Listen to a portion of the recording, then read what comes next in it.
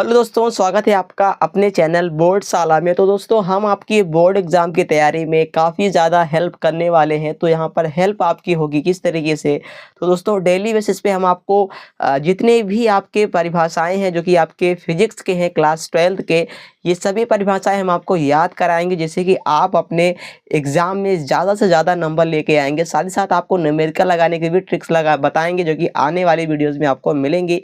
इसके लिए आप हमारे साथ जुड़ सकते हैं। आज की इस वीडियो में दोस्तों हम यहाँ पर वैद्युत क्षेत्र के बारे में बात करेंगे कि वैद्युत क्षेत्र होता क्या है। साथ ही साथ इसी का ही एक भाग है जो कि है वैद्युत क्षेत्र की तीव्रता, ये क्या होती है, ये सारी चीज़ें हम यहाँ पर डिस्कस करेंगे वन बाय वन करके। तो ज़रूर से आप एंड तक वॉच करिएगा, जिससे कि आपको यहाँ पर ये सारी चीज़ें अच्छे तरीके से याद हो जाएं। चलिए देखते हैं। सबसे पहले यहाँ पर आप देख सकते हैं दोस्त, क्या है भैया वैद्युत क्षेत्र। बहुत बार पूछा गया है आपके एग्जाम में, तो भैया ये ज़रूर से याद करके जाइएगा। चलिए देखते हैं कैसे होता है वैद्युत क्षेत्र, क्या होता है। तो किसी आवेश के चारों ओर का वह क्षेत्र, किसी आवेश के चारों ओर का वह क्षेत्र जिसके जिसके अंदर किसी परीक्षण आवेश को लाने पर, जिसके अंदर किसी परीक्षण आवेश को लाने पर परीक्षण आवेश अपने ऊपर वैद्युत बल का अनुभव करता है, वह क्षेत्र इस आवेश का वैद्युत क्षेत्र कहलाता है। दोस्तों यहाँ पर आपको फिर से एक बार बताएंगे, किसी आवेश के चारों ओर का वह क्षेत्र जिसके अंदर किसी परीक्षण आवेश को लाने पर परीक्षण आवेश अपने ऊपर वैद्युत बल का अनुभव करता है, वह क्षेत्र इस आवेश का वैद्युत क्षेत्र कहलाता है। इसे हम लोग कैपिटल ई से प्रदर्शित करते हैं, और इसका जो मात्रक होता है दोस्त वो होता है न्यूटन प्रति कूलम।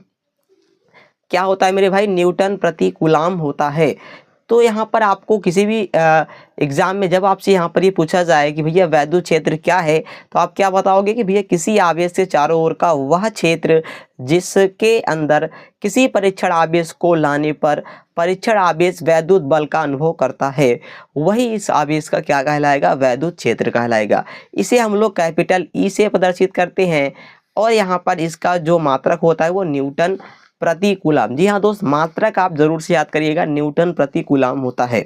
आगे चलते हैं, अगला जो कि है हमारा वैद्युत क्षेत्र की तीव्रता। देखिए इसको हम लोग ट्रिक से याद कर सकते हैं। सबसे पहले हमको एक फार्मूला याद रखना है, जो कि होता है vector E is equal to vector F upon में क्यू नॉट। जी हाँ दोस्त, दो लाइन का यहाँ पर है ये, vector E is equal to vector F upon में क्यू नॉट। यहाँ से आप डायरेक्ट भी याद कर सकते हैं, E is equal to F upon में क्यू नॉट, इतना याद रहेगा। अब यहाँ से इस वाले क्यू नॉट को हम लोग क्या करेंगे, इसको मान लेंगे एक। अगर हम लोग चाहें तो यहाँ से लिख सकते हैं, यदि क्यू नॉट बराबर एक हो तो, यदि क्यू नॉट बराबर एक हो तो भैया यहाँ पर अगर आप इसको एक मान लेंगे तो यहाँ से क्या हो जाएगा, ई बराबर हो जाएगा आपके वेक्टर एफ के। दिख रहा है आपको, वेक्टर ई जो होगा वेक्टर एफ के बराबर हो जाएगा, क्योंकि यहाँ पर इसका जो मान है वो क्या हो चुका है, वो एक हो चुका है। अर्थात हम लोग कह सकते हैं कि एकांक, जी हाँ दोस्त, जिसको हम लोग एक मानते हैं उसको क्या बोलते हैं, एकांक बोलते हैं। तो ये हो गया एकांक। एकांक धन परीक्षण आवेश, ये कौन सा आवेश है भाई? धन परीक्षण आवेश है। तो एकांक धन परीक्षण आवेश पर लगने वाले बल, एकांक धन परीक्षण आवेश पर लगने वाले बल, एकांक धन परीक्षण आवेश पर लगने वाले बल, एकांक धन परीक्षण आवेश पर लगने वाले बल के मान को वैद्युत क्षेत्र की तीव्रता कहते हैं। जी हाँ दोस्त, बहुत ही आसान हो जाएगा आपके लिए अगर आप इसको एक मान लेंगे। एकांक धन परीक्षण आवेश पर लगने वाले बल के मान को वैद्युत क्षेत्र की तीव्रता कहते हैं। एकांक धन परीक्षण आवेश पर लगने वाले बल के मान को वैद्युत क्षेत्र की तीव्रता कहते हैं। और इसका भी मात्रक क्या होता है? इसका भी मात्रक मेरे भाई वही होता है, न्यूटन प्रति कूलम होता है। अब आपको पता है भैया एक ई इज इक्वल टू क्या होता है, वेक्टर एफ अपान में क्यू नॉट, इतना पता है।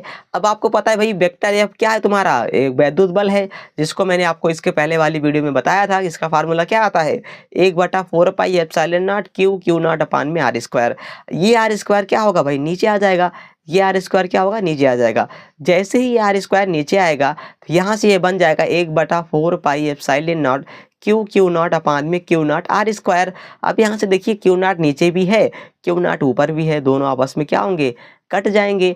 जैसे ही कटेगा तो हमारे पास निकल के आएगा E is equal to 1/4 pi epsilon naught Q upon में आर स्क्वायर। तो एक फार्मूला दोस्तों वैद्युत क्षेत्र की तीव्रता का ये भी होता है और एक फार्मूला आपका वेक्टर एफ अपान में क्यू नॉट भी होता है। तो ये आप याद रखिएगा, मोस्ट इंपॉर्टेंट है दोस्त, आपके एग्जाम में कई बार आया है, जिसके लिए मैंने आपको ये बताया। आई होप आपको पसंद आया तो अपने दोस्तों में जरूर से शेयर कर दीजिएगा। चलिए फ्रेंड, मिलेंगे नेक्स्ट वीडियो में, तब तक के लिए जय हिंद।